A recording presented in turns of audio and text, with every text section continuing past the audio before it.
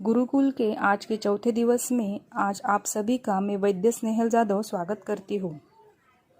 आज मैं आप सभी से हमारे विश्ववल्लभ गुरुकुल के प्रणेते हमारे गुरुवर्य आयुर्वेदिक नेत्र रोग विशेषज्ञ वैद्य श्री आबा साहेब गडदे सर का परिचय करना चाहूँगी। सर के बारे में कहना यानी कि यतः सागर का वर्णन करने जैसा है, जिसमें अनेक नदियाँ आकर मिलती है। सर सागर स्वरूप ही है।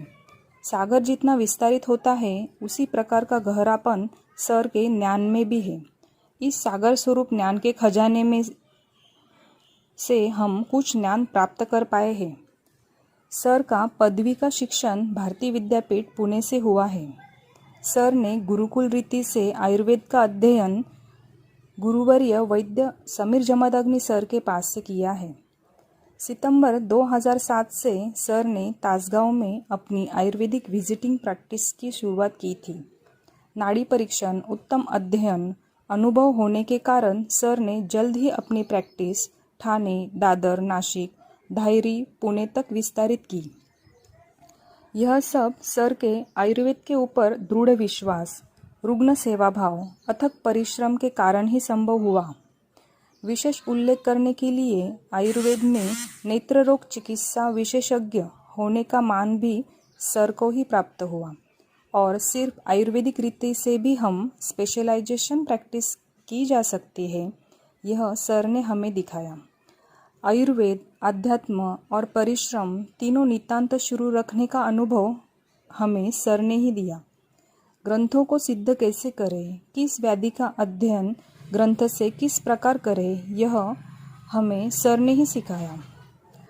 सर के गुणों को गिनने की सीमा नहीं है, परंतु सर का औषधि संग्रह, औषधि वनस्पतियों की पहचान और किस तरह से उस औषधि का उपयोग किया जाए, यह सिखाने के लिए सर एक उत्तम उदाहरण है।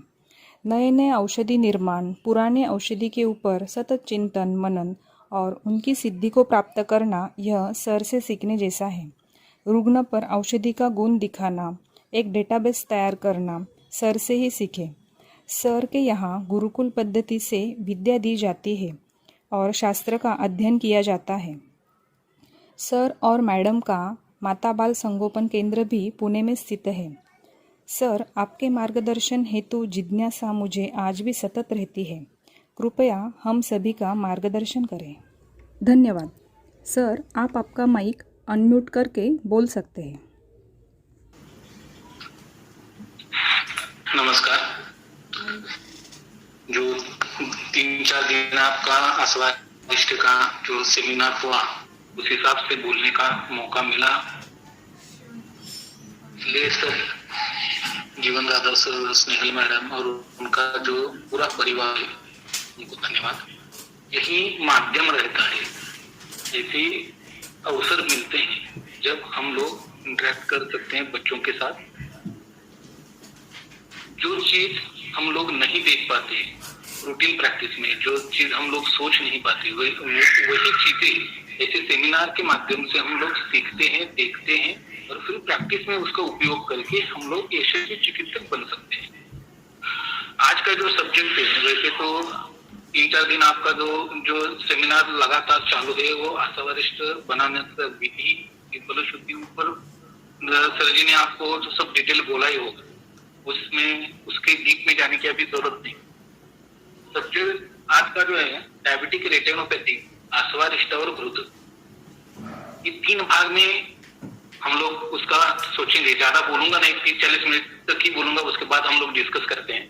आप जो क्वेरीज है वो क्लियर करने की प्रयास करूंगा, तो आपको प्रैक्टिस में भी उसका फायदा हो सकता है।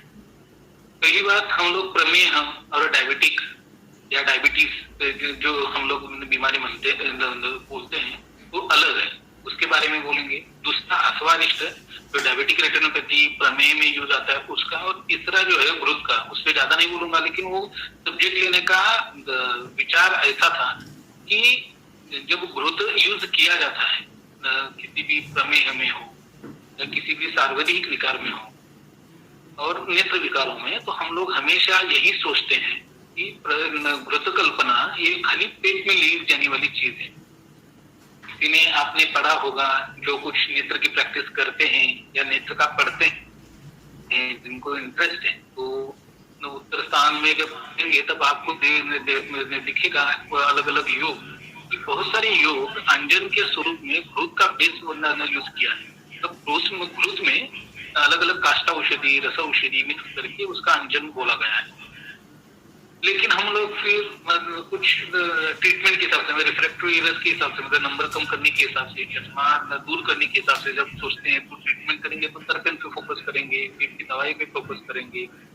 लेकिन जो की मेडिसिन है, अंजन या घृत का अक्षोतन है या घृत का नेत्र है, इसमें हम लोग चाहते नहीं, क्योंकि हमारा अभ्यास कम रहता है या उसके बारे में हम लोगों को ज्यादा मालूमात नहीं होती।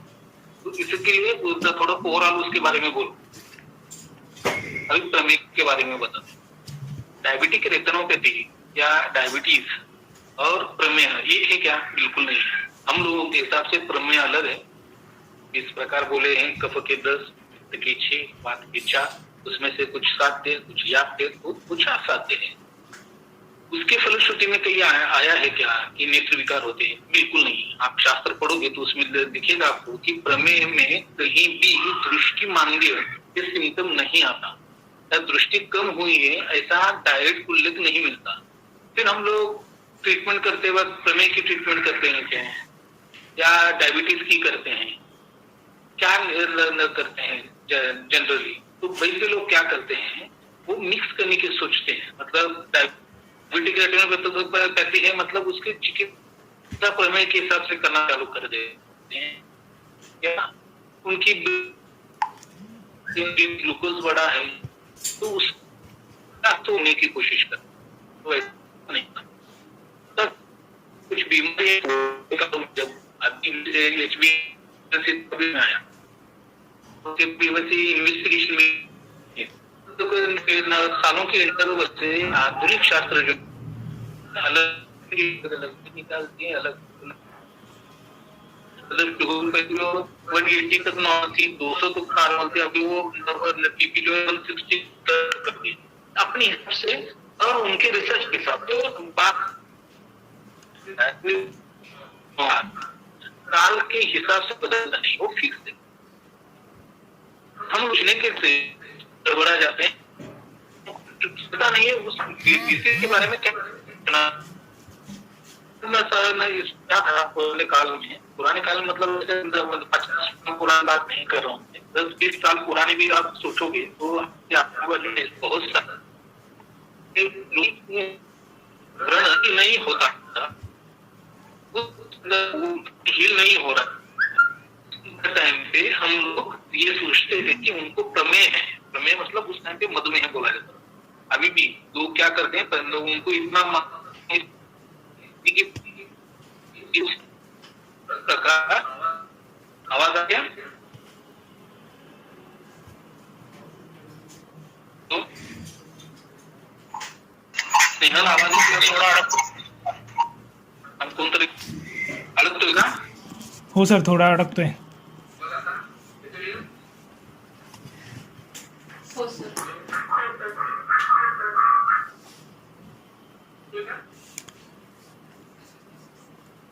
हो हो.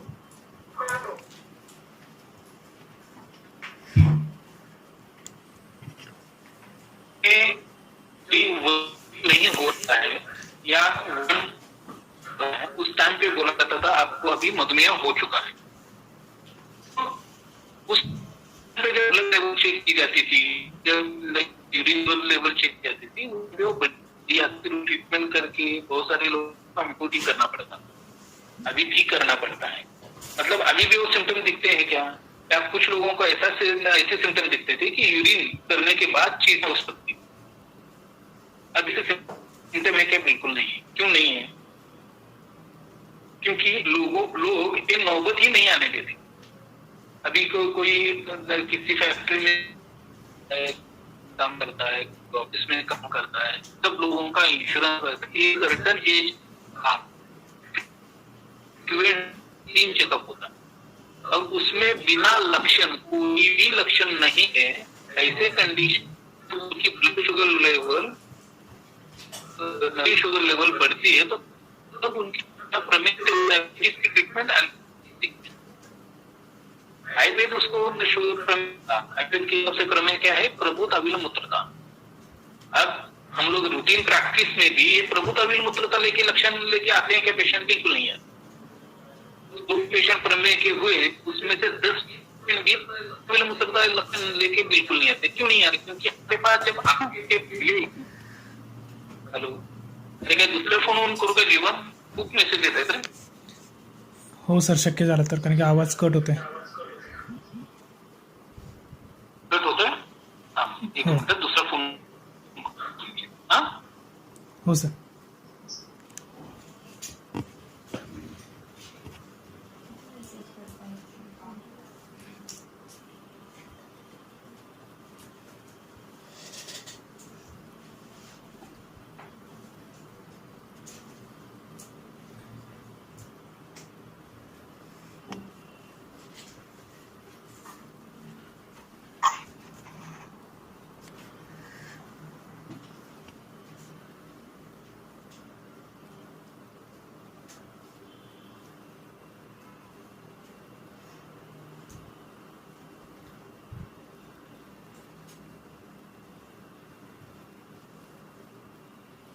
किसी को डायबिटीज और उसके हिसाब से कुछ डाउट्स हो गए तो आप चैट बॉक्स में डाल के रखो.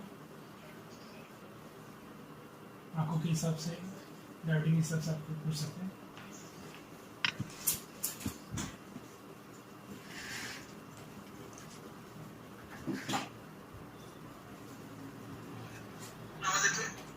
हाँ सर, आता येतोय आवाज. हाँ येतोय सर आवाज.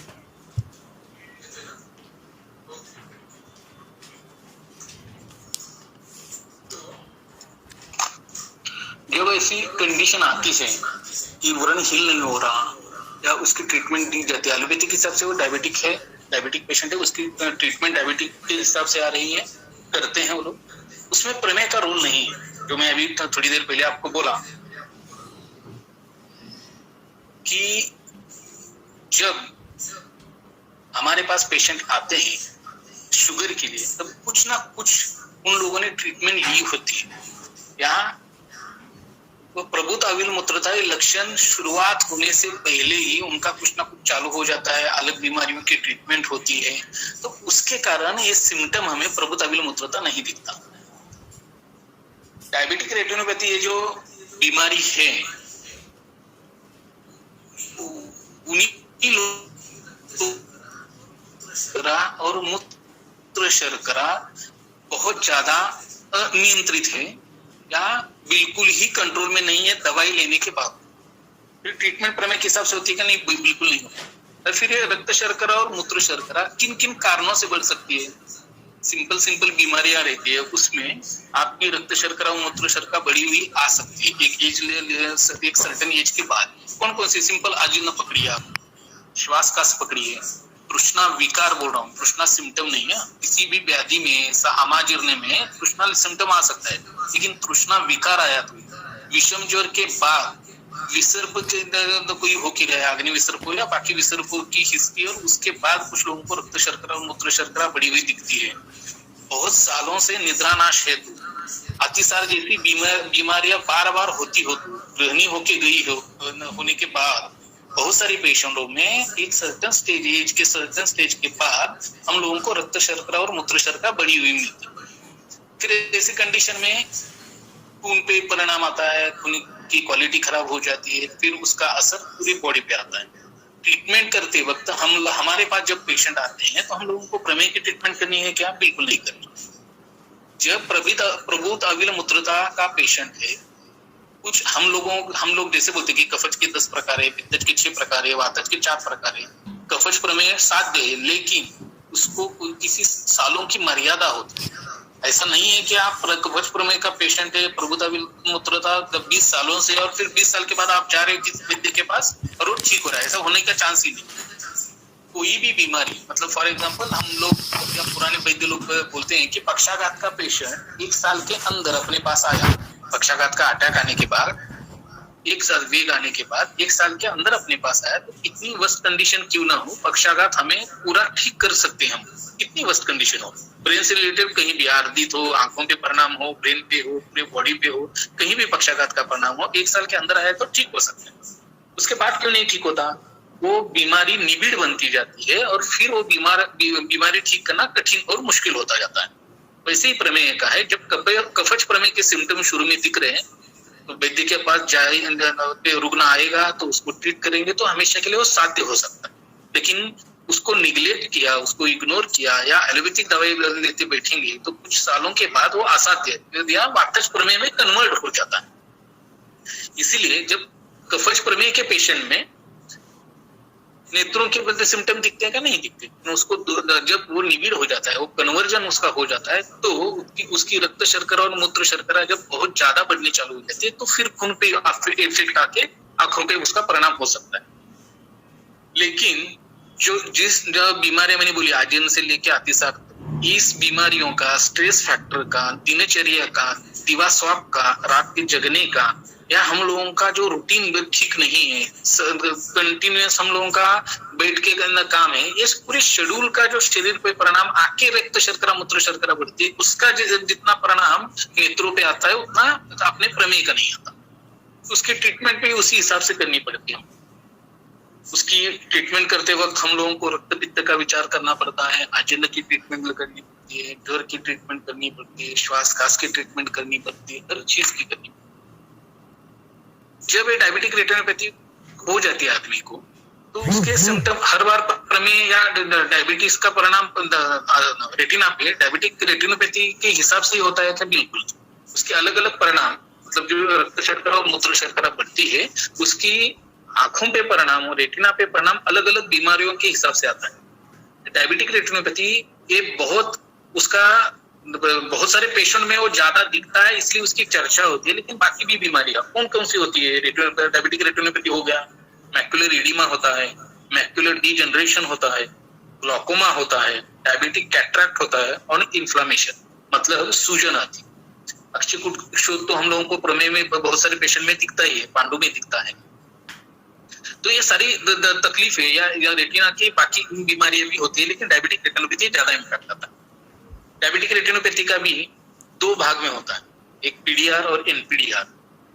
प्रोलिफेरेटिव एक है, नॉन प्रोलिफेरेटिव, ये 2 भाग है। एक में क्या होता है? ब्लीडिंग होता है, स्पॉटिंग होता है ब्लड का। दूसरे में जैसे हम लोगों का विसर्प है, वैसे रक्त अंदर की रेटिना के ऊपर जो रक्तवाहिनी जो वेसल्स होती है वो बढ़ती है, अलग अलग उसके ज्यादा बढ़ जाती है और फिर ब्लीडिंग होके रेटिनल डिटैचमेंट तक उसका परिणाम होता है। उसकी ट्रीटमेंट के बारे में कैसे सोचना है हम? जब हम लोग शुगर के बारे में सोचते हैं, पहली तो कंडीशन है कि रक्त शर्करा और मूत्र शर्करा कम करना बहुत जरूरी है। उसके लिए आयुर्वेद में दवाई है क्या? बिल्कुल नहीं। रक्त शर्करा और मूत्र शर्करा का उल्लेख भी आयुर्वेद में नहीं है। उसके जैसे मैंने भी आपको मूल कारण का बोला, आजीर्ण से अतिसार तक जो बीमारियां हैं, तो मूल व्याधि का निदान करके उसकी ट्रीटमेंट जैसे हम लोग चालू करते हैं, वैसे रक्त शर्करा और मूत्र शर्करा ड्रॉप होना चालू हो जाता है। एक बार रक्त शर्करा और मूत्र शर्करा कम होना चालू हो गया तो अपने आप जो दृष्टिमानदेय सिम्टम आता है, जो दिखना कम हो रहा है डायबिटिक रेटिनोपैथी के कारण, वो धीरे धीरे कम होता है। लेकिन एक्चुअल पूरा कम करने के लिए बहुत सारी अलग अलग ट्रीटमेंट करनी पड़ती है। कुछ क्रियाकल्प यूज करने पड़ते हैं, बस्ती यूज करनी पड़ती है, पेट की अलग अलग दवाइयां हैं। बहुत सारे इंतजाम करने के बाद कुछ सालों में डायबिटिक रेटिनोपैथी पे हम लोग कंट्रोल कर सकते हैं और उसको ठीक कर सकते हैं। आज का जो सब्जेक्ट है आस्वारिष्ट और घृत, जो डायबिटिक रेटिनोपैथी के हिसाब से जो यूज करते हैं, वो क्यों बोला है? क्योंकि क्या है, चूर्ण, काष्ठा औषधि, काढ़ा, रसकल्प, आस्वारिष्ट, घृतकल्पना, तेल कल्पना और क्रियाकल्प और बस्ती या पंचकर्म चिकित्सा, ये सारा यूज करते वक्त हम लोगों को रूटीन प्रैक्टिस में जो इंस्टेंट रिजल्ट देने वाली जो 2 चीजें हैं इंटरनल मेडिसिन के हिसाब से, वो 2 चीजों में से एक है आस्वारिष्ट यूज करते हैं और दूसरा घृतकल्पना। कोई भी बीमारी हम लोग ठीक करने के लिए शोधन चिकित्सा जरूरी है, वो वातज है, विकार, पित्तज है, कफज है, उस हिसाब से फिर बस्ती चिकित्सा है, रेचन है, वमन है, ये अलग बात है, वो तो हम यूज करते ही हैं। लेकिन जब प्रैक्टिकली पेशेंट अफोर्डेबल नहीं है, पेशेंट इतना पैसा दे नहीं सकता, या हम लोग ऐसे जगह हैं जहां ये सारी चीजें कर नहीं सकते लेकिन इंस्टेंट रिजल्ट चाहिए, तो हम लोग ये दो चीजें यूज करेंगे आस्वारिष्ट की, जो अभी मैं बोलूंगा थोड़ी देर में। आस्वारिष्ट और घृतकल्पना अलग तरीके से, तो उसका फायदा डायबिटिक रेटिनोपैथी के पेशेंटों में रेटिना सेव करने के लिए, आगे की कॉम्प्लिकेशन डिटैचमेंट तक आता है और हमेशा के लिए अंधत्व आता है, और टालने के लिए हम लोगों को बहुत फायदा हो सकता है। रूटीन कुछ आश्वारिष्ट यूज कर सकते हैं क्या? सिंपल वाली बताता हूँ। पहले एक सिंपल महामंजिष्ठाधिकारा, आप रक्त विकार जब पढ़ेंगे तो उसमें बुद्धिमान देव और दृष्टिमान देव, ये दो चीजें बहुत हम लोगों को दिखती है। अब रक्त दृष्टि में बुद्धिमान देव कहाँ आ गया या दृष्टिमान देव कहाँ आ गया, ये जब सोचते हैं तो समझ में आता है कि इसका परिणाम, रक्त दृष्टि का परिणाम जब मज्जा पे बहुत गंदा असर करता है तब ये सिम्टम दिखते हैं। खून में पित्त बढ़ा है, खून में पित्त बढ़ा है मतलब पेशेंट को समझाने के लिए हम लोग बोलते हैं, लेकिन क्रुत औष्ण नाम की जो चीज है, ये क्रुत में पित्त बढ़ने के बाद खून में उसका असर या रक्त धातु पे उसका असर बहुत गंदा आता है। फिर धीरे धीरे जिसमें कवैगुण्य जहां है वहां जो विकार है अभिव्यक्त हो जाता है। ऐसे कंडीशन पे जब नेत्र लालिमा है, नेत्र शोथ है, नेत्र शूल है, ये सिम्टम जब डायबिटिक रेटिनोपैथी के पेशेंट में शुरू में है तो आप ये महामंजिष्ठाधिकारा यूज करेंगे तो इसका असर तुरंत कम करने के लिए होता है। शुरू के सिम्टम म्हणजे फॉर एग्जांपल अंजन नामी का एक बीमारी है, ऑप्टिक न्यूराइटिस हो, रेटिनाइटिस पिगमेंटोजा हो या रेटिनल इडिमा हो, ऐसे बहुत सारी भी रेटिना और ऑप्टिक नर्व से रिलेटेड बीमारियों में शुरू का सिम्टम अंजन नामी का होता है। 2 साल 3 साल 4 साल 5 साल तक अंजन नामी का आती है। हम लोग क्या करते हैं, हम लोग मतलब वैद्य नहीं, रुग्ण क्या करता है, उसको टेम्परेरी कुछ इलाज करता है या सर्जरी करवानी हो तो सर्जरी करवा लेता है, फिर से आता है, उसको टेम्परेरी ट्रीटमेंट करके वो छोड़ देते हैं। क्योंकि हम इसका इलाज आयुर्वेद में है या इसका कॉम्प्लिकेशन ऑप्टिक न्यूराइटिस या रेटिनाइटिस पिगमेंटोजा या रेटिनल इडिमा हो सकता है, ये पेशेंट को भी नहीं पता और उसकी ट्रीटमेंट करने वाला जो डॉक्टर, एलोपैथिक डॉक्टर है, उसको भी नहीं पता। फिर उसके बाद रेटिनल रेटिनाइटिस पिगमेंटोजा, इडिमा या ऑप्टिक न्यूराइटिस बैठता है। वैसे ही शुरुआत की कंडीशन में जब रक्त दृष्टि बहुत ज्यादा हो, जब रेटिना पे उसका असर आना चालू हो गया हो, तो शरीर पहला लक्षण कहाँ दिखाता है, तो कंजंक्टिवा पे दिखाता है। आंखें लाल होना चालू हो जाता है, शूल चालू हो जाता है, कुछ पेशेंट में फोटोपेविया सिम्टम आ जाता है। ऐसे कंडीशन में, शुरुआत की कंडीशन में महामंजिष्ठाधिकारा हम लोग यूज करेंगे तो उसका फायदा ये कम करने के लिए और आगे के कॉम्प्लिकेशन के तो रोकने के लिए हो सकता है। अभी जैसे मैंने आपको बोला कि डायबिटीज का परिणाम रेटिनोपैथी के हिसाब से आता है, इडिमा होता है, डीजनरेशन होता है, ग्लोकोमा होता है, डायबिटिक कैटरेक्ट होता है या इन्फ्लेमेशन। उस हिसाब से हम लोग अब धीरे धीरे उनके उसमें क्या क्या आस्वारिष्ट यूज कर सकते हैं देखिए। कुष्मांडासव नाम का जो आसव है उसकी फलश्रुति आपने देखी है, पढ़ी होगी तो आपको पता है। उसमें श्वास, कास, पांडु, उरक्ष, मतलब सारी क्षयात्मक संप्राप्ति में उसको यूज किया जाता है। आप पूरी संप्राप्ति पढ़ने के बाद लास्ट में आपको दिखाई देगा कि स्थूलता और मेद भी बोला है। पूरी संप्राप्ति क्षयात्मक होने के बाद स्थूलता और मेद कैसे कम करता है? जैसे हम लोग तिल्ली का तेल देखते हैं कि पुरुष आदमी है, उसका मसाज किया तो वो स्थूल हो जाता है, और स्थूल है तो पुरुष हो जाता है।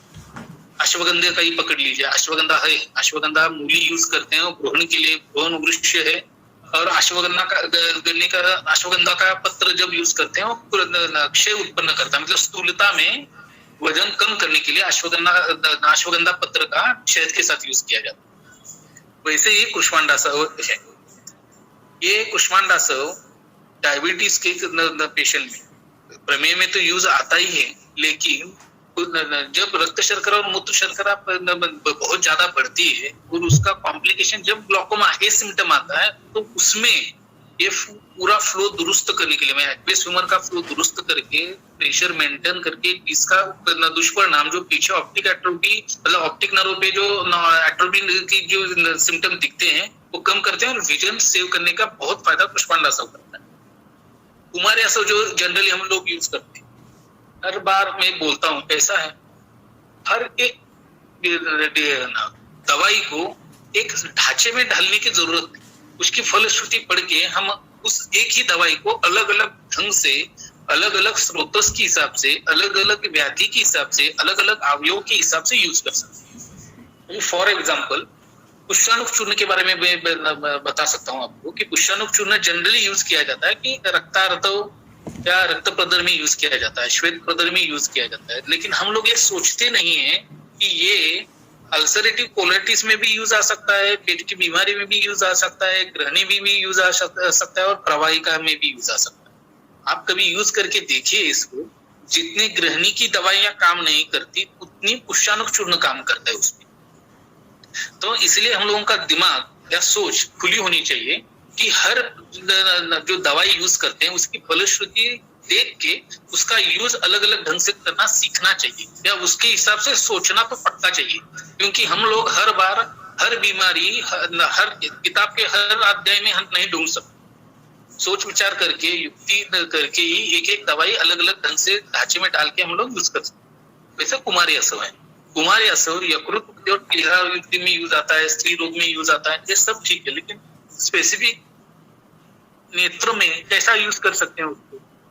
जब विषम ज्वर आके गया है, पेट की कुछ बीमारियां होके गई, फूड पॉइजनिंग होके गया है, विष की कोई मतलब पॉइजनिंग की कोई केस थे और उसके कारण उसके लिवर पे परिणाम है, स्प्लीन पे परिणाम है या आंत्रों में परिणाम, और उसका साइड इफेक्ट होके आगे जाके जब आंखों पे परिणाम होता है और विजन लॉस होता है, तो ये कहीं हम लोगों को निदान ही नहीं कर पाते। निदान क्यों नहीं कर पाते? क्योंकि अभी उसने पॉइजन लिया है तो हम लोग क्या करते बैठते हैं कि विषय चिकित्सा में ढूंढते बैठते हैं इसके ट्रीटमेंट क्या करें। हर बार ऐसा नहीं होता। इसलिए कुमारी असव ऐसी कंडीशन में जब यूज किया जाता है तो लीवर फंक्शन दुरुस्त होता है, यकृत का फंक्शन अच्छा काम करता है, प्लीहा अच्छी काम करनी चालू हो जाती है, रक्त शुद्धि अच्छी तरीके से होती है और फिर उसका असर जो आंखों पे आता है वो कम करने के लिए बहुत फायदा होता है। तीसरा है कर्पूरासव। आपने कभी नवरात्र या साधना दिया जलाया होगा उसके भगवान के सामने, तो आपको समझ में आता है कि नवरात्र में क्या होता है, 24 घंटे वो जो दिया है वो हम लोग चालू रखते हैं। एक दिन पहले दिन तो चालू रहता है, उसके बाद क्या होती है वो ब्लैक आगे जमा हो जाता है, फिर वो बंद हो जाता है। फिर हम लोगों को क्या है जो बात अंदर डाली होती है वो निकाल के उसकी वो गंदगी निकाल के फिर से जलाना पड़ता है। लेकिन जब हम लोग कपूर उसमें डालेंगे, उस तेल में डालेंगे, तो ब्लैक जो आगे दिए में जो आगे पाती के को जो ब्लैक भाग आगे जमता है वो जमता ही नहीं। दूसरी बात क्या है, कर्पूर जो यूज किया जाता है जनरली जहां जहां यूज किया गया है वात शमन के लिए बहुत फायदा होता है और खून की वो ऑक्सीजन कैरिंग कैपेसिटी बढ़ाता है। जब किसी भी बीमारी के कारण आंखों में परिणाम होने के बाद या आंखों की इधर बाकी बीमारियों में, फॉर एग्जांपल आदिमंत है या अभिसंध में कोई बीमारियां हैं, अभिसंध के अलग अलग जो पार्ट है वो है और उसका कॉम्प्लिकेशन होके पीछे ऑप्टिक नर्व जो है सूखती है, उसको जो हम लोग ऑप्टिक एट्रोफी बोलते हैं, उसमें कर्पूरासव बहुत अच्छा काम करता है। नया टिश्यू रीजनरेशन जो खून का काम है, खून क्या करता है, जो हम लोग पेशी बनाता है, नया बनाता है, वो काम सुधारने का जो काम है वो कर्पूरासव करता है। तो जो भी बीमारी हो जिसका असर ऑप्टिक नर्व पे आ रहा है और वो डेड हो रही है, तो कर्पूरासव अलग ढंग से यूज करके हम लोग उसका रिजल्ट ले सकते हैं। ये ध्यान में रखिए, मैं अभी जो बोल रहा हूँ, कुष्मांडासव बोला, कुमारी असव बोला, कर्पूरासव बोल रहा हूँ, ये बीमारी उठाई और दी ऐसा नहीं होता, उसका निदान बहुत जरूरी है। निदान करके उस निदान के अनुषंग से बाकी अदर ट्रीटमेंट के साथ ये करेंगे तो इसका असर अच्छा आता है। आगे जाके उशिरासव और चंदनासव आपको पता है, जनरली ये रक्तपित्त, कुष्ठ, अर्श, प्रमेय, क्षोभ इसमें इसकी फलश्रुति आती है।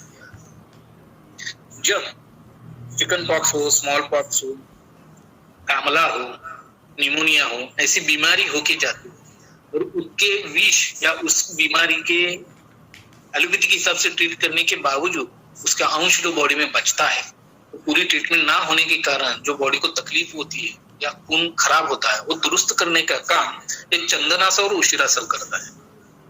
गोबर का मतलब चिकन पॉक्स, स्मॉल पॉक्स के जो विष है या अग्निविसर्प है, उनके जो विष है, तो वो कम करने के लिए चंदनासव उशिरासव काम करता है। जब ये बीमारी आके जाती है, बहुत सारी बार आके जाती है, तो आंखों में दिखना कम, मतलब चश्मा लग जाता है बच्चों में या बड़े आदमी, तो वो प्रोग्रेसिव रहता है। हीट के कारण, विष के कारण, किसी बीमारी के साइड इफेक्ट के कारण जब नंबर लगता है, आपने आजू बाजू में आपके जब कोई प्रैक्टिशनर हो तो उसको तो प्रैक्टिस में दिखाई दिया होगा कि विषम ज्वर होने के बाद बहुत सारे लोगों को या टाइफाइड होने के बाद बहुत सारे लोगों को चश्मा लगता है।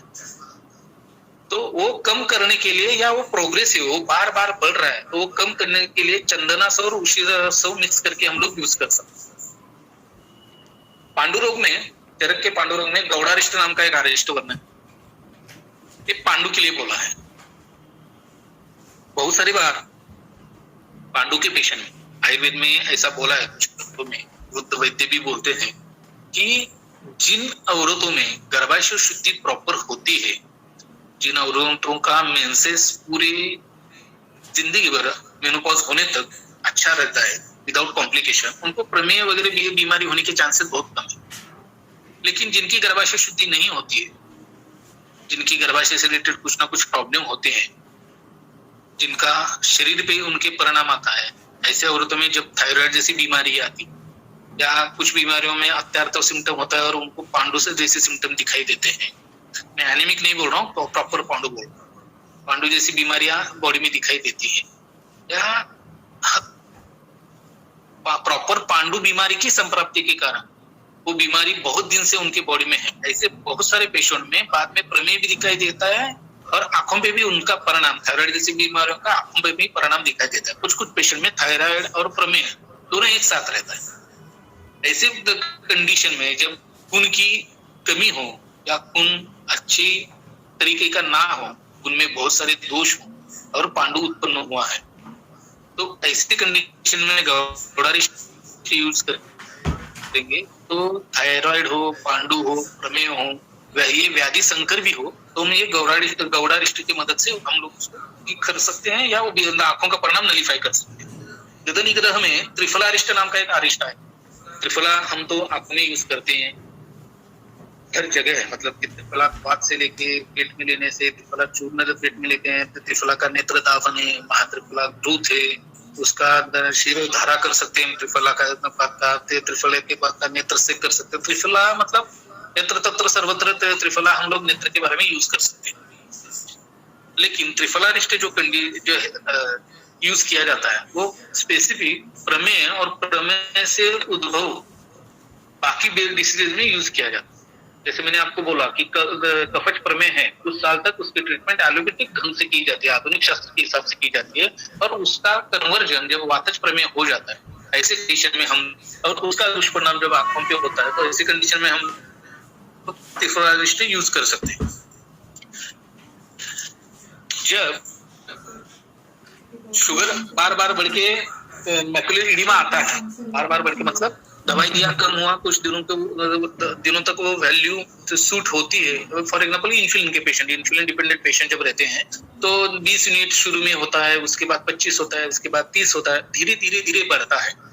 तो ऐसे कंडीशन में स्पेसिफिक, जैसे मैंने प्रोग्रेसिव मायोपिया बोला, जब नंबर बढ़ता है तो उस कंडीशन में क्या यूज करना है, उस हिसाब से जब शुगर वैल्यूज कुछ लोगों में उस कंट्रोल में नहीं आती, वो सामता इतनी रहती है तो बार बार वैल्यूज भी बढ़ती है। प्रभुताविल मूत्रता सिम्टम नहीं है लेकिन शुगर मतलब रक्त शर्करा और मूत्र शर्करा वैल्यू बहुत ज्यादा बढ़ रही है और उसका परिणाम मैकुलर एडिमा जैसा आ रहा है, तो त्रिफलारिष्ट बहुत अच्छा काम कर रहा है। उसके बाद हम लोग अभयारिष्ट लेते हैं। अभयारिष्ट जो जनरली हम लोग पता है, अभयारिष्ट मतलब आर्ष, हम लोगों ने समीकरण कर दिया, आर्ष का पेशेंट आया तो अभयारिष्ट, ऐसा नहीं है। आप अभयारिष्ट की गदनी ग्रह का रेफरेंस लेके आप जो नासवाधिकार में जो है प्रमेय में वो अभयारिष्ट देखेंगे तो उसकी फलश्रुति ऐसी है, प्रमेय, हर्ष, पुष्ट, शोथ, प्लीहा, पांडु, गुल्म और उदर, ये भी अभयारिष्ट। रक्तज अभिषंद या टेरिजियम मतलब अर्म हो, प्रमेह हो, रेटिनल एडिमा हो, इस सारी कंडीशन में हम लोग ये अभयारिष्ट यूज कर सकते हैं। अमृतारिष्ट, अमृतारिष्ट जो है जनरली हम लोग ज्वर में यूज करते हैं। ऐसा है फलश्रुति का, उस दवाई की फलश्रुति तो बहुत जरूरी है, उसका रोगाधिकार जरूरी है, लेकिन हम बहुत सारे बार फलश्रुति अलग है, रोगाधिकार अलग है, लेकिन यूज अलग तरीके से करते हैं। फॉर एग्जाम्पल कनकासोली, उसकी फलश्रुति श्वास का सिक्का है जो होने के बावजूद वो श्वास काश में प्राण व स्वतस में यूज करने का अधिकार है, तब पर भी उसका यूज 90% वैद्य लोग कहाँ करते हैं? आश्वरी में करते हैं, शूलनाशनाक के लिए। लेकिन हम लोगों ने वो बांध लिया कि कनकासव मतलब अश्वरी का शूलनाशन करने के लिए तुरंत उपाय जो करना है तो कनकासव लेना, लेकिन उसकी फलश्रुति, उसका रोगाधिकार और उसका यूज उस अधिकार में होता है कि नहीं, सोचते ही नहीं और उस हिसाब से ज्यादा करते ही नहीं। करते भी होंगे लेकिन इतने जितने अश्वरी के लिए कनकासव यूज किया जाता है उतना नहीं होता। वैसे अमृतारिष्ट का है। अमृतारिष्ट खाली ज्वर के लिए या अभी जनबध्वंस व्याधि मतलब कोरोना के हिसाब से हम लोग देखते हैं कि शुरुआत में अमृतारिष्ट, महासुदर्शन कड़ा, इसकी मांग इतनी भयानक थी, मतलब हम लोगों ने उनको सीमित कर दिया ज्वर के लिए। ऐसा नहीं है। अमृतारिष्ट वातमालासक नाम का एक ज्वर है, उसमें बहुत सारी बार आईओपी होता है। ग्लाकोमा में जैसे आंखों का प्रेशर बढ़ता है ना, तो वातमालासक ज्वर में वो बहुत ज्यादा बढ़ जाता है और फिर अचानक दृष्टि नाश हो जाता है या मृत्यु होता है आगे जाके। ऐसे कंडीशन में अमृतारिष्ट यूज की जाती है, इतनी इमरजेंसी कंडीशन। कैसा है? सीतोपलादी चूर्ण यक्ष्मा में यूज करते हैं हम, उसमें वंशलोचन है। बहुत सारे लोगों को मतलब जिनको आयुर्वेद पता है, जो दवाइयां लेते हैं, उनको सीतोपलादी चूर्ण पता ही नहीं, ऐसा हो ही नहीं सकता। सर्दी हुई थी, जिनको एलोपैथिक नहीं लेना है वो सीतोपलादी लेते हैं और हमारे पास आने के बाद वो बोलते हैं नहीं हम लोग 10 दिन से सीतोपलादी ले रहे हैं, अभी आराम नहीं आ रहा, इसलिए आपके पास दवाई लेने की। सीतोपलादी चूर्ण यक्ष्मा अधिकार में आने के बावजूद 10 दिन लेना पड़ता है। क्यों लेना पड़ता है? क्योंकि उसकी फलश्रुति देख के आप समझना चाहिए। सिंपल प्रतिशय में कितना असर करता है ये डाउटफुल है, लेकिन वहीं आपकी यक्ष्मा का प्रतिशय हो, यही एचआईवी का कोई पेशेंट हो, एड्स का पेशेंट हो, उसका प्रतिशय हो, तो आप यूज करके देखिए, तुरंत 2 या 3 डोज में रिजल्ट मिल जाता है। समझने की बात है कि दोष दुष्ट समूर्चना या दोषों की दुष्टि इतनी पराकोटि की रहती है यक्ष्मा में, तो उस अवस्था के लिए वो सीतोपलादी चूर्ण बोला गया है। नूतन प्रतिशय के लिए यूज आएगा आएगा कि नहीं पता नहीं। बाकी नूतन प्रतिशय के लिए बहुत सारी बीमारियां हैं, मतलब दवाइयां हैं, लेकिन हम लोग यूज नहीं करते। हम लोगों को एक ही पता है सीतोपलादी चूर्ण और वही यूज करेंगे और रिजल्ट भी वैसे ठंडे या कम ही मिलेंगे। तो इसलिए अमृतारिष्ट जैसा मैं बोल रहा हूँ वैसे ही सीतोपलादी चूर्ण का है। इमरजेंसी में मतलब एचआईवी के पेशेंट में आपको हो रहा है या यक्ष्मा के पेशेंट में, आप सीतोपलादी चूर्ण प्लेन उसके ग्रंथोक्त अनुपान के साथ देखिए तुरंत आराम मिलता है, इतना फास्ट रिजल्ट मिलता है। ऐसा ही अमृतारिष्ट का है। ऐसे इमरजेंसी कंडीशन में हम लोग आईओपी बहुत ज्यादा बढ़ने के बाद जब उसको ऑप्टिक एट्रोफी पे प्रेशर आके तुरंत आंखें निकल जाती है, ऐसी इमरजेंसी कंडीशन में हम लोग अमृतारिष्ट यूज कर सकते हैं।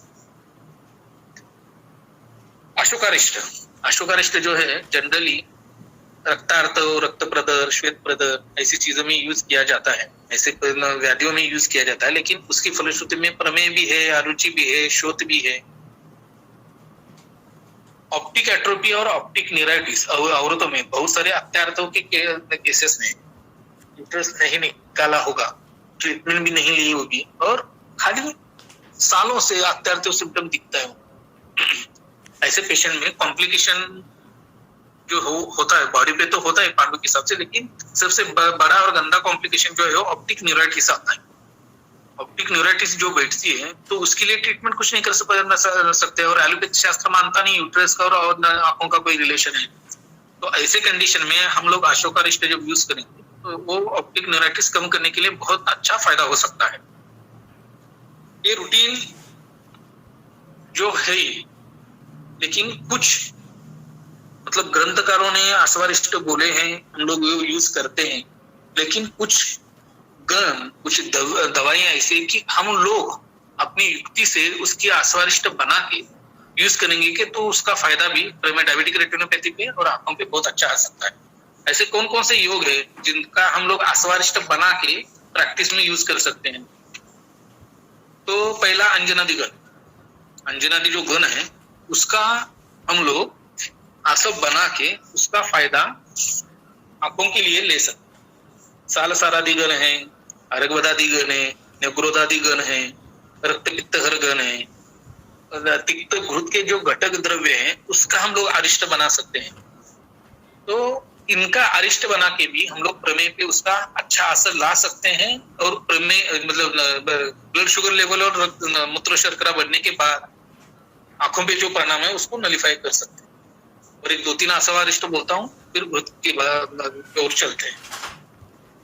तांबुलासव नाम की आसव है, कहाँ यूज आता है वो तांबुलासव, उसकी फलश्रुति जो बोली गई है वो सूतिका रोग, गृहिणी, अग्नि विकृति ऐसा है। बहुत सारे बार वाम प्रदेवी प्रसव हो या सीजर हो तो स्राव गर्भाशय के अच्छे से नहीं होते। कुकुनक नाम की बीमारी आपने सुनी होगी, बच्चों में होती है, जन्म के बाद बच्चों में होती है। तो उस कुकुनक की ट्रीटमेंट बहुत डिफिकल्ट है एलोपैथिक डॉक्टर के हिसाब से। तो उस कुकुनक के लिए, कुकुनक की ट्रीटमेंट करने के लिए तांबुलासव माँ को दिया जाता है। वैसे ही बीमारियां मतलब गर्भाशय की शुद्धि नहीं हुई हो, वात व्याधि जब पकड़ते हैं तब कमर पे पैर दर्द जैसे सूतिका रोग आगे या ज्वर जैसे आगे बीमारियां आती है, वैसे ही कुछ औरतों में सूतिका होने के बाद 3, 4 या 5वें महीने के बाद आंखों में लालिमा, सूजन, दिखना कम होना सिम्टम आ जाता है और उसके लिए तांबुलासव यूज किया जाता है। उसके बाद है लवंगासव, धातुक्षय अधिकार में है, गदनिग्रह का रेफरेंस है, प्रमेय और धातुक्षय में है।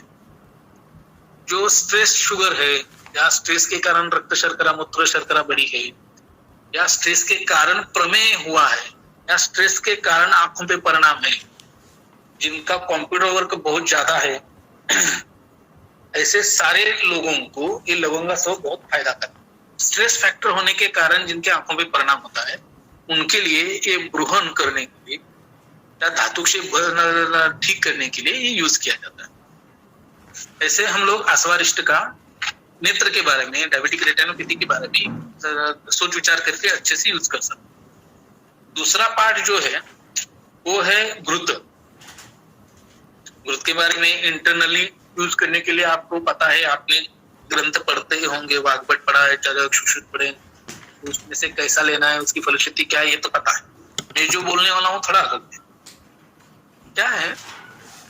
आच्छोतन और अंजन के लिए ग्रंथकारों ने ऑलरेडी सब चीजें दे के रखी है, लेकिन उसमें बहुत सारे कल्प जो भस्म मतलब ताम्र यूज किया है, मोरचूद यूज किया है, कहीं अब्रग यूज किया है, कहीं सुवर्ण माक्षक यूज किया है, कहीं कज्जली यूज की गई है। तो हम लोगों को डर लगता है कि यूज करे कि नहीं, क्या आंखें निकल गई तो क्या करना है।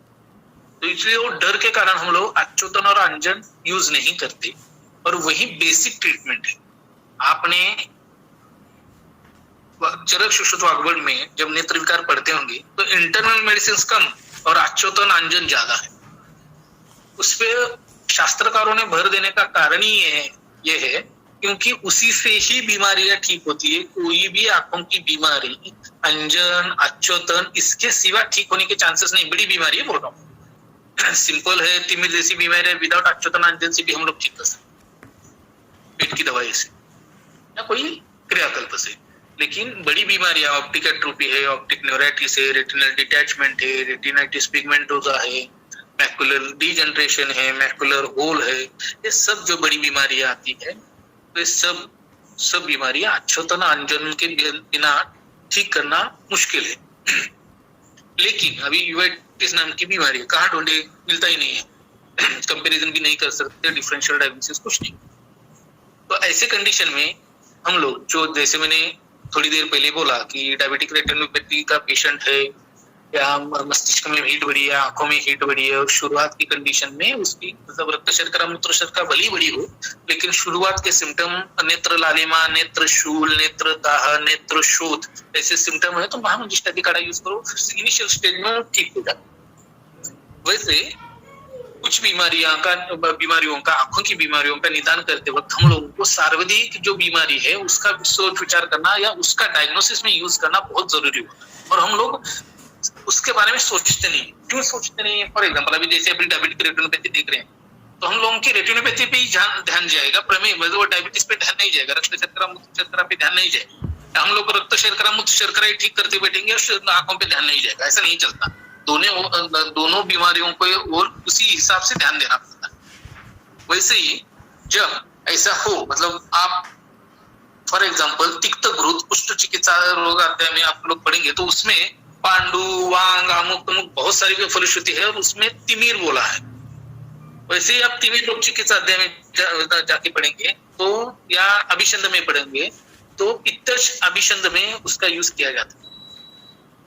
मतलब अभी अभिषंद आया तो तुरंत आंखों में तिक्त घृत डाल दिया, ऐसा नहीं हो सकता।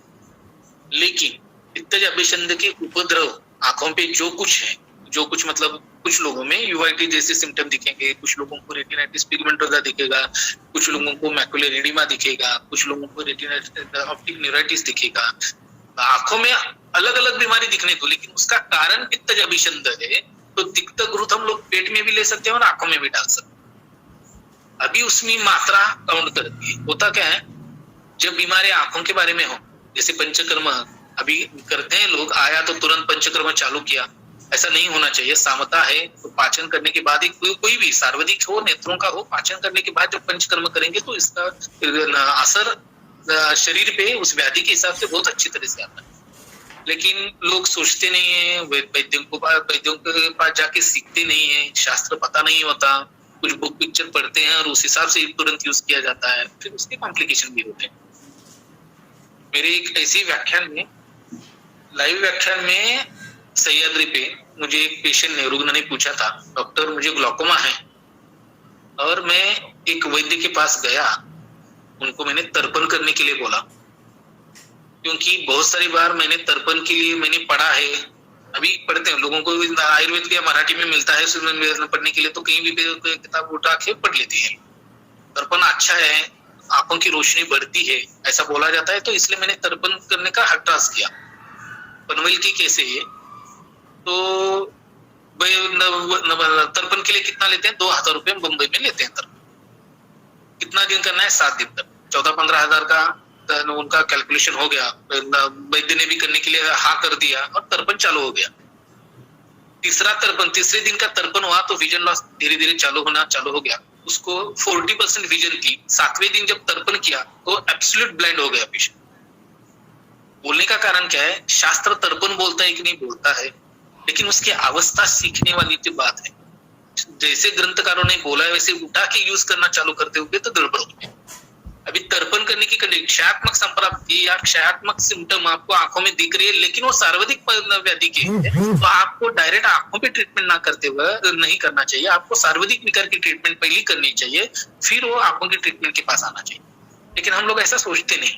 एग्जाम्पल के तौर पे मैं चीज बोली, जैसे अभी तिक्त घृत के बारे में बोल रहा था कि पित्तज अभिषंद से उत्पन्न कोई भी व्याधि हो आंखों में आगे जाके,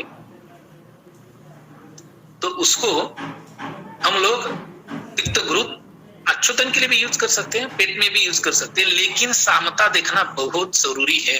आंखों में जब ड्रॉप डालते हैं तो स्नेहन कितने ड्रॉप का है, लेखन के लिए कितना है, सब ग्रंथकारों ने दिया हुआ है। करते हैं कि हम लोग ड्रॉप वैसे डालते हैं, क्या भाई डालना भी नहीं चाहिए, सामता है तो उतना स्नेहन करना भी नहीं चाहिए, लेकिन कंडीशन क्या है उस हिसाब से सामता देख के फिर आंखों में ड्रॉप डालनी चाहिए। वैसे षटपल घृत है, क्षय चिकित्सा में आया है। जब फ्लोटर्स दिखते हैं, वातज तिमिर के सिम्टम क्या क्या बोले, आंखों के सामने मक्खी आती है, स्पॉट दिखते हैं और अलग अलग आकार की चीजें आंखों के सामने फिर रही है, घूम रही है, उसको हम लोग फ्लोटर्स बोलते हैं। वातज तिमिर में सिम्टम है।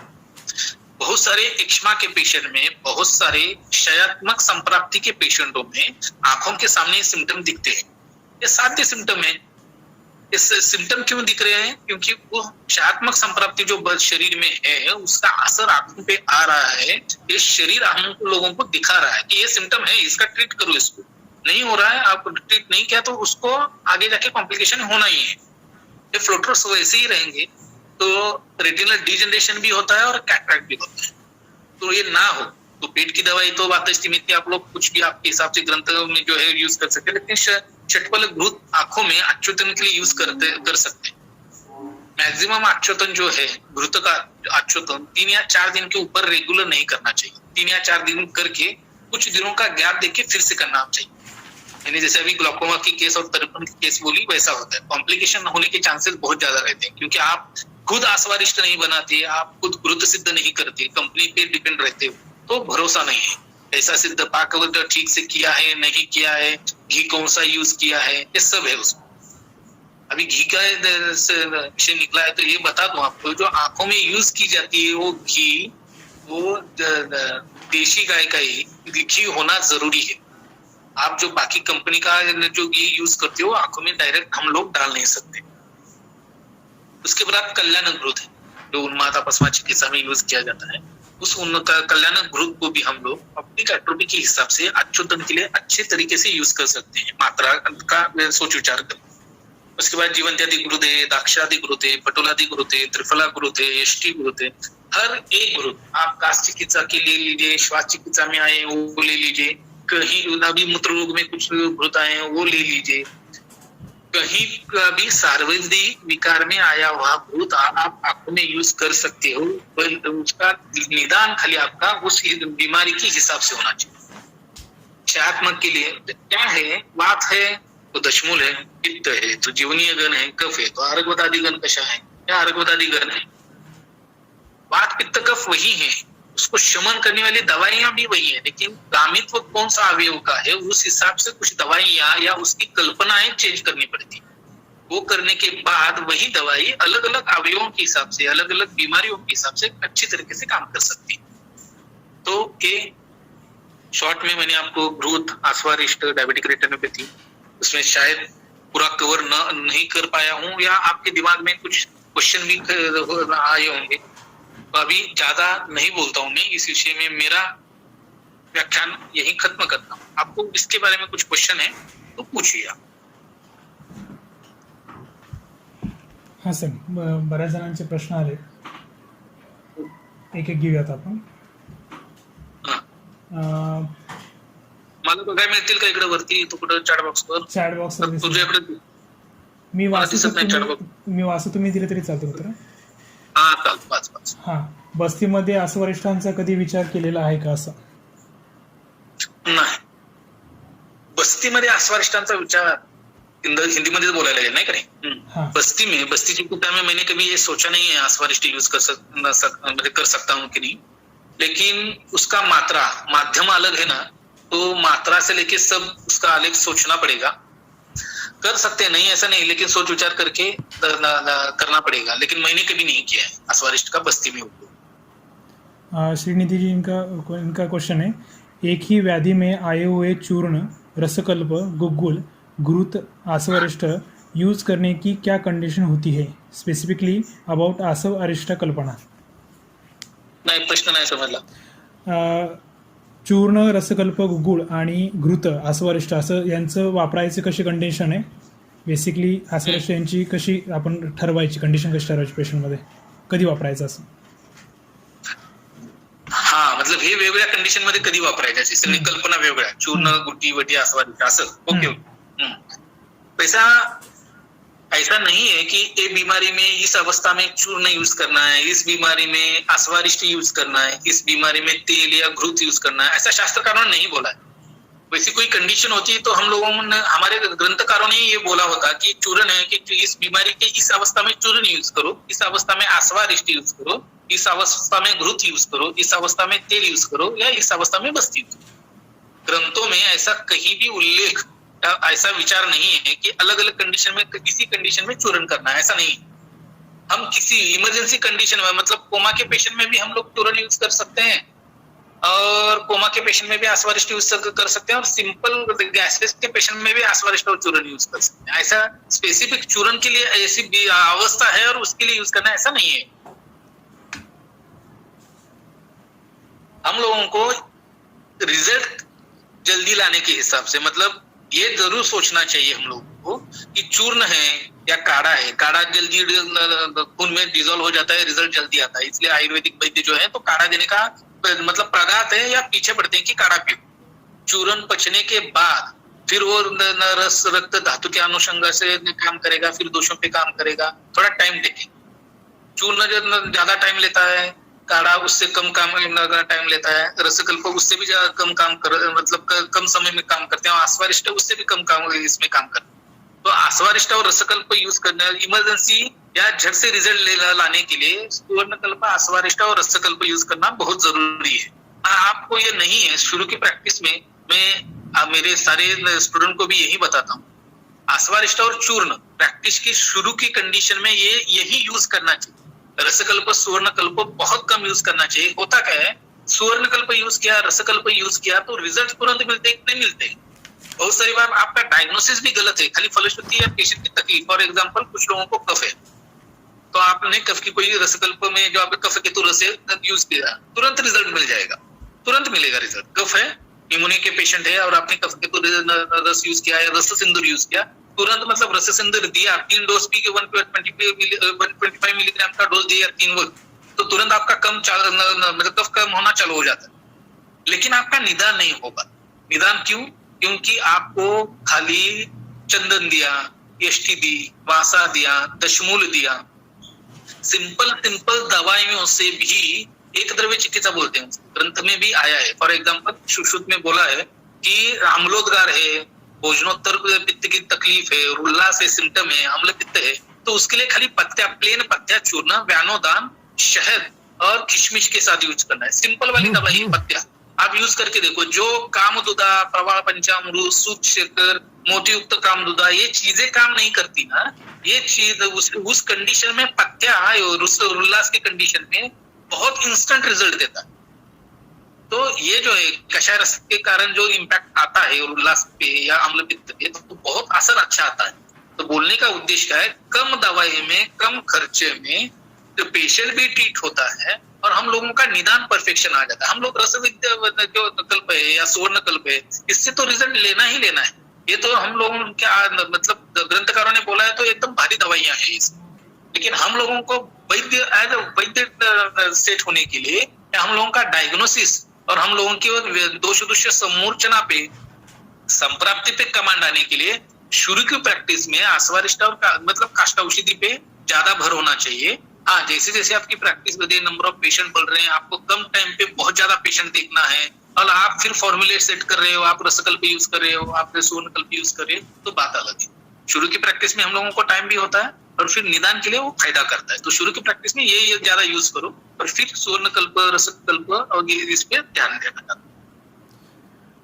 दूसरा क्वेश्चन है, diabetic foot ulcer, varicose ulcer, इनके बाह्य चिकित्सा के ऊपर आयुर्वेद का ट्रीटमेंट का पार्ट कैसा रहता है, कैसे कर सकते हैं हम बाह्य चिकित्सा? क्या है?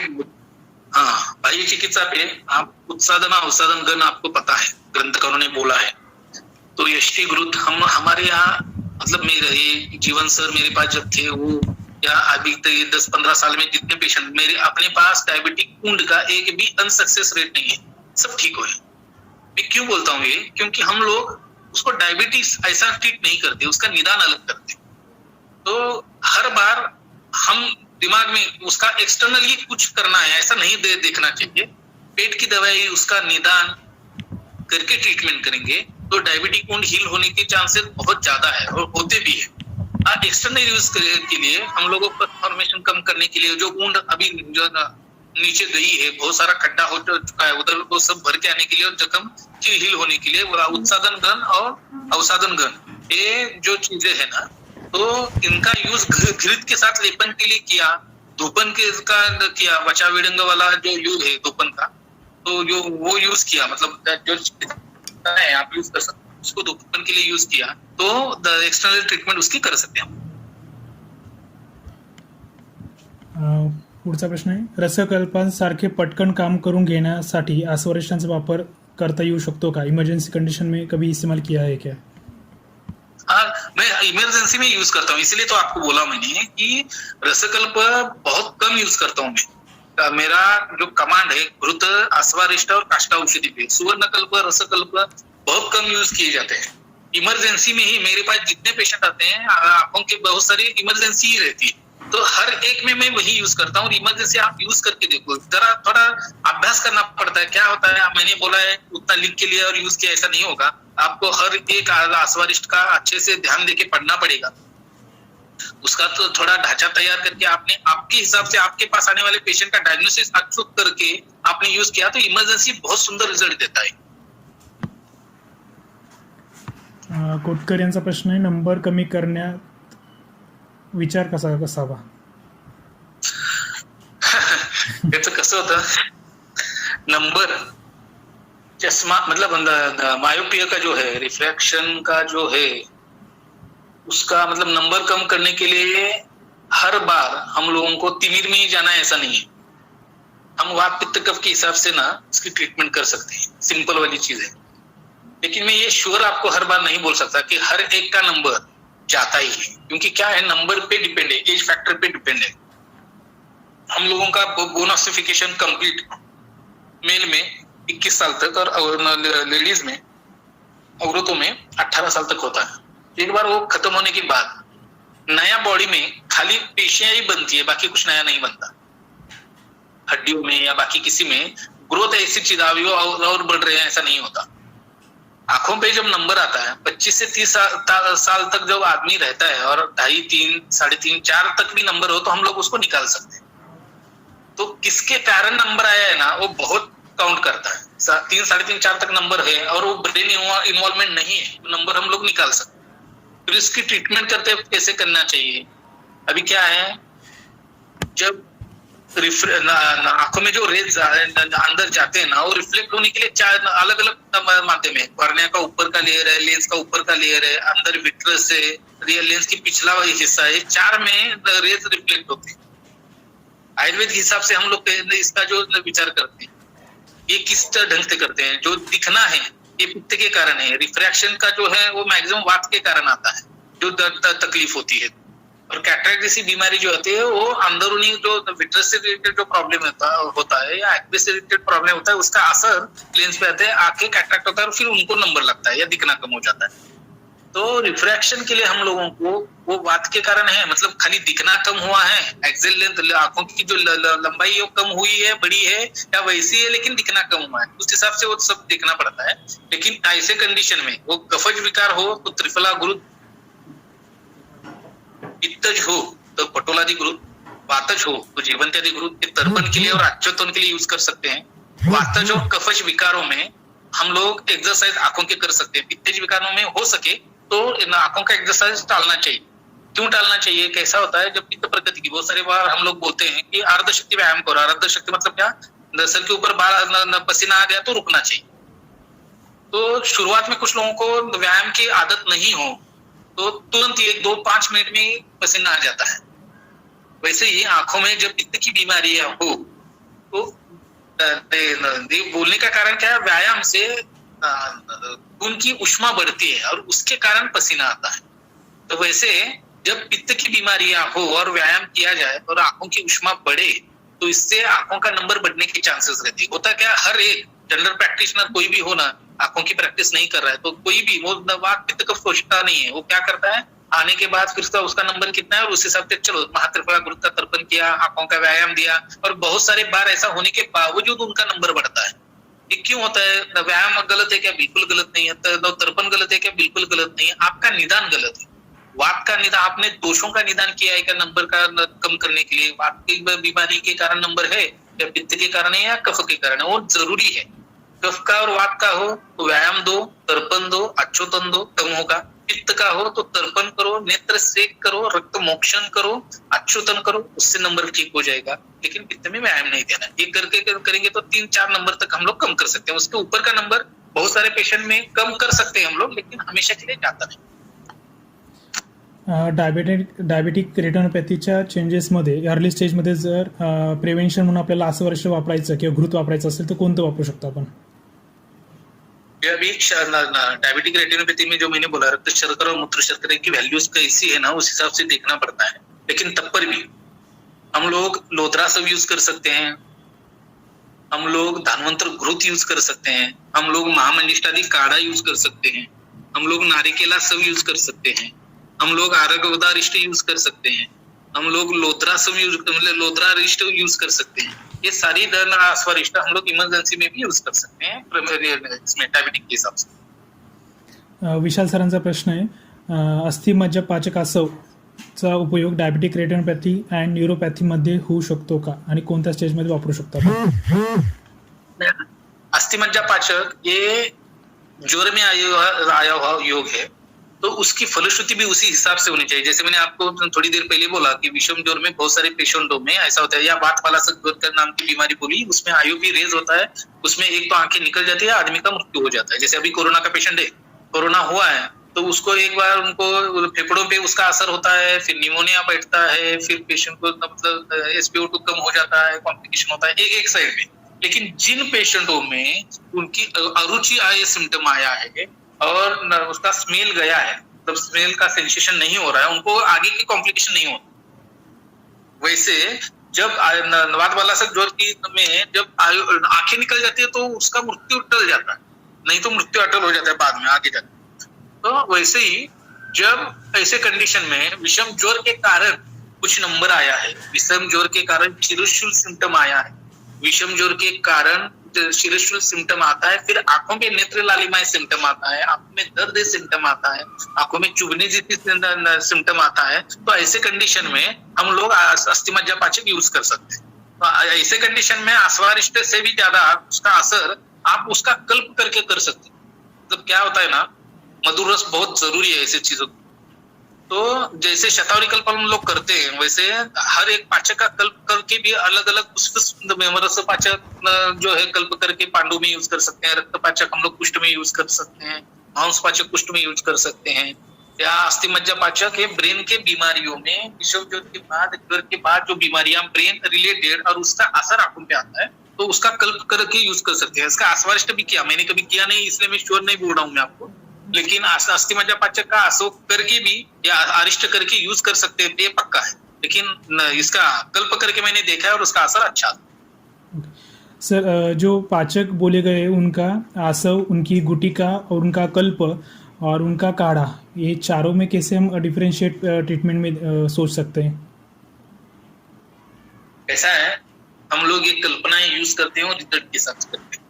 मतलब अभी आश्वारिष्ट या सोरस कल्पना है, सबसे अच्छा क्या काम करता है आंखों के लिए मैं आपको बताता हूँ। सबसे अच्छा रिजल्ट देने वाली सबसे अच्छी चीज सोरस है, लेकिन हम लोग प्रैक्टिकली यूज नहीं कर सकते, हर बार नहीं यूज कर सकते। अभी बंबई का पेशेंट है, मैं फोन पे बात कर रहा हूँ, कंसल्ट कर रहा हूँ, उसको मैं बोल रहा हूँ कि जाओ पुनर्नवा का मतलब गीली पुनर्नवा लाके उसका सोरस निकाल के ले लो, प्रैक्टिकली पॉसिबल नहीं है। तो हम लोगों के प्रैक्टिस के ढांचे के हिसाब से करना चाहिए। रिजल्ट आने के लिए जो मैं बोल रहा हूँ, आश्वारिष्ट ये बेस्ट ऑप्शन है, रसकल्प, सुवर्णकल्प और आश्वारिष्ट रिजल्ट के लिए, मतलब तुरंत रिजल्ट के लिए बहुत अच्छा असर करता है। लेकिन चूरन जो है, अभी कुछ लोगों को जैसे मैंने आपको अभी अस्थि मज्जा पाचक का कल्प बोला है, तो ब्रोहन करने के लिए, लेकिन कुछ बीमारियों में ऐसा होता है ना कि ब्रोहन कल्प भी समझ में नहीं आता, सामता भी है और ब्रोहन भी करना है, तो सामता कम करने के बाद ब्रोहन करने तक तब तक दौर्बल्य बहुत है। तो ऐसे कंडीशन में हम लोग क्या कर सकते हैं, तो ऐसे जो ज्वर के जो पाचक जो यूज किए ना, उसके कल्प तैयार करके हम लोग उसको यूज कर सकते हैं। तो हर एक जो कल्प जो है, मतलब चूर्ण है, गुटी बटी है, अपने अपनी जगह वो श्रेष्ठ है, लेकिन इमरजेंसी के लिए हम लोगों को स्वर्णकल्प, रसकल्प और आश्वारिष्ट का यूज करना ज्यादा अच्छा है। सर, मगाशी तुम्ही सांगितलं का अत्याईकमध्ये आपण आश्वारिष्ट वापरू शकतो. समजा जर हायपरटेन्शनमुळे हेडेक असेल तर त्या ठिकाणी पथ्यती काढ्यासारखं अजून काही वेगळं वापरू शकतो का आपण आश्वारिष्ट? हायपरटेन्शनमुळे हेडेक, डोकं दुखणं. ओके हो, दुरालभासव म्हणून जे आले, दुरालभासव नाम का जो आसव है वो और पत्यादी काढ़ा ऐसे कंडीशन में यूज करेंगे तो उसका प्रेशर भी कम करने के लिए फायदा होता है, हेडेक भी कम होता है और उसके कॉम्प्लिकेशन भी हम लोग टाल सकते हैं। त्रिफला अरिष्ट का उपयोग अपने वातेज प्रमेय हेतु कहा है. वातेज प्रमेय के उपद्रव में रुद्रोग यानी साइलेंट EMI का उल्लेख है. किस आश्वारिष्ट का इस प्रकार में अत्यधिक अवस्था के में किया जा सकता है, यानी साइलेंट EMI में कौन सा आप इस्तेमाल कर सकते हैं सर? मैं अभी क्या इसका मैंने EMI में मैंने किसी आश्वारिष्ट का इमरजेंसी में प्रयोग नहीं किया, तो प्रयोग नहीं किया है तो मैं मतलब क्या मैं फलश्रुति देख के मैं आपको युक्ति से बोल सकूंगा कि ये कर सकते हैं, लेकिन ये बोलने का मतलब नहीं, क्योंकि इमरजेंसी कंडीशन है, मैंने यूज नहीं किया तो मैं बोल नहीं पाऊंगा कि कौन सा असर EMI के लिए इमरजेंसी कंडीशन में यूज आता है। हाँ, रसकल्प बहुत अच्छी यूज आती है, लेप बहुत अच्छे यूज आते हैं। मतलब सिंपल चीज बोल देता हूँ आपको, लहसुन कल्प है, लहसुन आपने ये किया, मतलब उसका कल्क किया और EMI आया तो उसका इमरजेंसी हार्ट पे लेप किया, तो तुरंत उसके जो चेस्ट पेन है कम होना, इमरजेंसी कम हो जाते हैं। तो ये असर अच्छा आता है। इसका मतलब आश्वारिष्ट ना आएगा ऐसा नहीं, मतलब आता भी होगा, मैंने यूज नहीं। सर कृमी क्लेत अशा व्रणांमध्ये विडंगारिष्टाचा धावण्यासाठी वापर करता येईल का, किंवा असे दुसरं कोणतं आश्वारिष्ट आहे का जे व्रणासाठी किंवा एक्सटर्नल यूजसाठी आपण वापरू शकतो का? धावन ऐसे कंडीशन में आश्वारिष्ट यूज करना मुझे ठीक नहीं लगता, क्योंकि कषाय से जो काम बनता है ये सूक्ष्म व्यवहारिक विकासी गुण है ना, तो उसका यूज यहाँ होगा क्या? धावन का ही कंसेप्ट आप समझ लो, एक बेसिक कंसेप्ट। धावन जो है वो शुद्धि, वो वर्ण की शुद्धि के लिए बोला गया है ना। जब आश्वारिष्ट का काम क्या है, जाएगा, पचेगा, हजम होगा, खून पे करेगा, फिर उसका आगे काम होगा। उसका रोल यहाँ धावन के लिए नहीं आएगा कुछ। आपको कोई भी चीज कहीं आपने सुना है क्या, कहीं भी धावन के लिए, कहीं भी धावन के लिए आपको ये चीजें कहीं भी उल्लेखित नहीं है। आपको धावन के लिए जो भी कुछ आया है ना, तो कषाय स्वरूप में ही आया है। तो अभी त्रिफलाकाप का धावन है, निम्ब पत्रपात का धावन है, करंज पत्र या निम्ब पत्रपात का धावन है। आप ये मतलब न्योग्रोदादि कषाय से आप धावन कर रहे हो, यलादि गण के काक से धावन कर रहे हो तो चलता है। लेकिन किसी भी व्रण के लिए या एक्सटर्नल यूज के लिए आश्वारिष्ट मतलब यूज करना मुझे ठीक नहीं लगता। तो आपको कषाय यूज करना ज्यादा बेहतर है। हाँ सर, फंगल इन्फेक्शन के हिसाब से हम कुछ ऐसा कंडुग्न गन लेके उसका धावन बना सकते हैं क्या? जैसे कुछ अल्कोहल इस्तेमाल किए जाते हैं एलोपैथी में, वैसे हम कुछ सोच सकते हैं क्या? एलोपैथी में जैसे कुछ अल्कोहल फंगल इन्फेक्शन के लिए इस्तेमाल किए जाते हैं, तो वैसे हम ऐसे संधान बना के कंडुग्न गन के, तो उसका इस्तेमाल कर सकते हैं कि हम फंगल इन्फेक्शन में? नहीं कर सकते हैं, लेकिन क्यों करना है? हम लोगों के कंसेप्ट क्लियर है ना। उन लोगों के लिए वो अल्कोहल यूज करते हैं या एक्सटर्नल लोशन में उनका यूज करते हैं, लेकिन हम लोगों के हिसाब से अलग अलग भ्रूत के हिसाब से जात्यादि तेल है, जात्यादि ग्रोथ है, एग्जाम्पल दे रहा हूँ, व्रण के लिए यूज कर रहे हैं, तो एलोपैथिक कंसेप्ट के हिसाब से क्लीन करने की जरूरत नहीं है। आप कर सकते हो कि नहीं कर सकते, लेकिन हम लोगों के अभी महावज्रक तेल है, वज्रक तेल है या नाड़ीवरण तेल, अलग अलग तेल बहुत सारे हैं कॉम्बिनेशन है, जो आपके कंडुग्न या व्रण शोधन, व्रण रोपण या इस पुष्ट के हिसाब से एक्सटर्नल एप्लीकेशन के लिए यूज करते हैं ना, और उसके बहुत सुंदर रिजल्ट है ना। आपको खाली धावन करना है तो कषाय का यूज करो, और तेल का मतलब आपको करना है तो आप कंडुग्न गन लिया, आपने अल्कोहल इथाइल अल्कोहल में यूज किया और फिर एक्सटर्नल एप्लीकेशन के लिए यूज कर रहे हैं तो कर सकते हो, लेकिन उससे भी अच्छा असर आपको तेल और घर से ही है। सर लास्ट वाला क्वेश्चन है, कुछ संधान होने के बाद जो हमारा सूरा बीज उड़ता है, यानी हम जो छान के बाद में शेष रह जाता है उसको हम सुखा के रखते हैं, सूरा बीज जिसे बोलते हैं हम, तो उसको कुछ ग्रंथ में उसके रेफरेंस आए लगाने के लिए या तेल में आए, तो ऐसा कुछ इस्तेमाल आपने करके देखा है या कहाँ पे हम कर सकते हैं क्या? इसका इस्तेमाल क्या कर सकते हैं उसका जो शेष रहता है उसका छानने के बाद? आत्मारिष्ट के जैसे अभी सांडो कंपनी है, बहुत सारी कंपनियां ऐसे ही करती है। आपने इसको भी देखा होगा कि मतलब किसी सांडो कंपनी का एग्जांपल ले लो आप, कि उनके पास नहीं होगा आश्वारिष्ट और 15 दिन में, 1 महीने में ना एकदम 100-200 लीटर की बैच निकल जाती है। 15 दिन महीने में कैसे निकलती है ना। ये जो सूरज जी हम वो आगे के कंडीशन में यूज करते हैं, लेकिन उसका शरीर पे या किसी व्याधि में मैंने कभी यूज नहीं किया या उसके बारे में वैसा कभी सोचा नहीं। ओके सर एक शेवटचा प्रश्न होता, विचारू का? कोण आहे? हा विचार. ओम बोल. हा बोल. हा सर, सध्या जे म्हणजे विषयाला अनुसरून नाहीये पण डोळ्यांबद्दल आहे म्हणून विचारतो. आता जे आंध्र प्रदेशातून न्यूज येते की डोळ्यात औषध टाकून ऑक्सिजन वाढवलं जातं, तर असे काही रेफरन्सेस आपल्या वाचनात आलेले आहेत का? किंवा डोळ्यांच्या आजारांव्यतिरिक्त डोळ्यातून औषध देण्याचे काही रेफरन्सेस त्याबद्दल जरा? नाही, डोळ्यातून देतात. फॉर एक्झाम्पल म्हणजे आता मराठी बोलू का हिंदी सांगायला कळेल का? आहे का अजून एक्झिट झालेत लोक? पण आहे सर, काही हिंदी लोक आहेत ना. ओके, कैसा है ग्रंथकारों में आंखों में लेप कहाँ का या आंखों में ड्रॉप कहाँ यूज है या अच्युतन कहाँ यूज है, तो नेत्र विकारों में यूज है। लेकिन कुछ सार्वजनिक विकारों में भी अच्युतनों का उपयोग किया जाता है। फॉर एग्जाम्पल कामला में आंखों में ड्रॉप डाले जाते हैं और कामला कम होती कि नहीं, ये अंधश्रद्धा नहीं है, सही में होती। तो उसमें जो आश्वारिष्ट मतलब जो सुरस या क्वाथ यूज किया जाता है उसका असर कामला कम करने के लिए आता है। लेकिन अभी जो आंध्रा में चल रहा है ना, उसका रेफरेंस मैंने जैसे ही ऊपर न्यूज आई है ना, उससे उस दिन से अभी तक पूरे ग्रंथ छान मारे, कहीं उसका रेफरेंस का कुछ नहीं मिलता। तो ना नेत्रों में ये रेफरेंस है ना बाकी किसी, मतलब हम लोग ऑक्सीजन बढ़ाने के लिए रेफरेंस नहीं ढूंढ रहे। जो अत्यधिक अवस्था आ रही है फेफड़ों के कारण, यकृत के कारण या बाकी की जो सिस्टमेटिक डिसीज के हिसाब से, उसके लिए पूरा रेफरेंस छान मारा, लेकिन कोई रेफरेंस नहीं।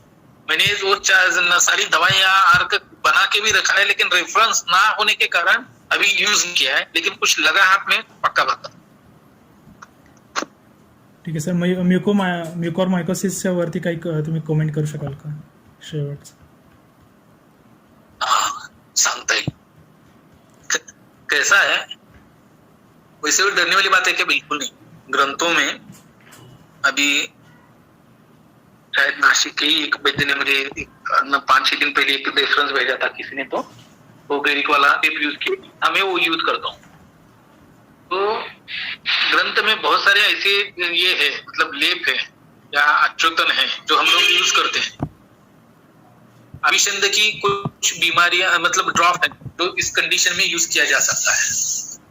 गैरिक के कुछ लेप है जो इस कंडीशन में यूज किया जा सकते हैं, लेकिन ये अत्यधिक अवस्था की चिकित्सा है। ऐसे कंडीशन में पेट की दवाई से भी ज्यादा, फॉर एग्जाम्पल अभी एम्प्यूट करने के लिए पेट की दवाई, मतलब डायबिटिक वुंड है तो पेट की दवाई देते हैं, लेकिन वहां भी तो एक्सटर्नली जो एप्लीकेशन है ना वो भी जरूरी है।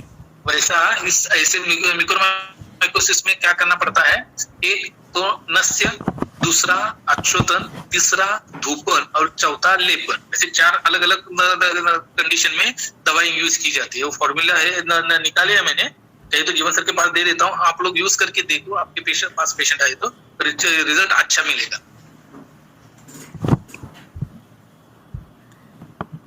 ओके सर, आपने आज का आपका बहुत अमूल्य टाइम हमें दिया, हम आपके ऋणी हैं। मैं आपको थैंक यू नहीं बोलूँगा क्योंकि हमारा अधिकार है आपसे कुछ बातें लेने के लिए, तो आपने इतना टाइम दिया, इसलिए मैं सबकी तरफ से आपको धन्यवाद करता हूँ। ठीक आहे, चला मी आता बाहेर पडू? हो सर, झालं. काही क्वेश्चन असते ते मी तुम्हाला टाकतो नंतर. चला, हो नक्की नक्की.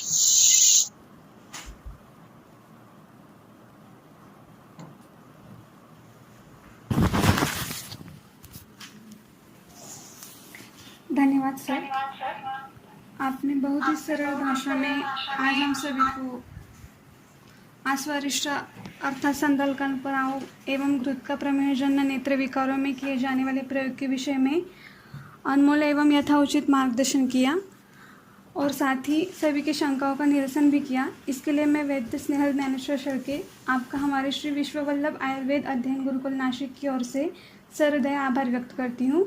मनपूर्वक धन्यवाद सर। साथ ही अन्य सभी लोगों को जो इस कार्यशाला में हमारे साथ सम्मिलित हुए और आदरणीय गुरुवर्य का मार्गदर्शन प्राप्त किया, उन सभी का भी मैं आभार व्यक्त करती हूँ। और एक महत्वपूर्ण सूचना है, आज समय के अभाव में बाकी के शंकाओं तथा प्रश्नों का निरसन नहीं हो पाएगा, तो आप व्हाट्सएप ग्रुप में डाल दीजिए या फिर कल के सेशन के एंड में भी पूछ सकते हैं। आपकी सभी शंकाओं का निरसन तथा प्रश्नों के उत्तर कल के सेशन में दिए जाएंगे। धन्यवाद। और अब हम श्री ज्ञानेश्वर मावली द्वारा रचित पसायदान का उच्चारण करेंगे और हमारे आज के सेशन से विदा लेंगे।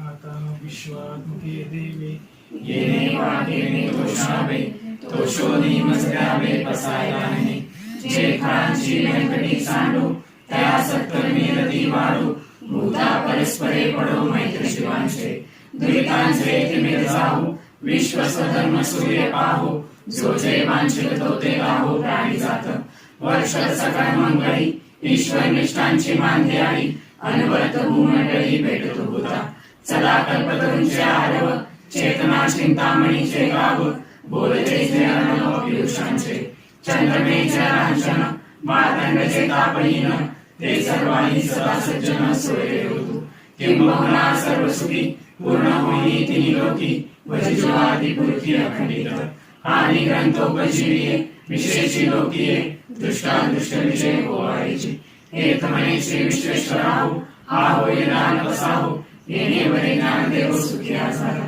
येणे बरे ज्ञानदेव सुखिया झाला येणे बरे ज्ञानदेव सुखिया झाला.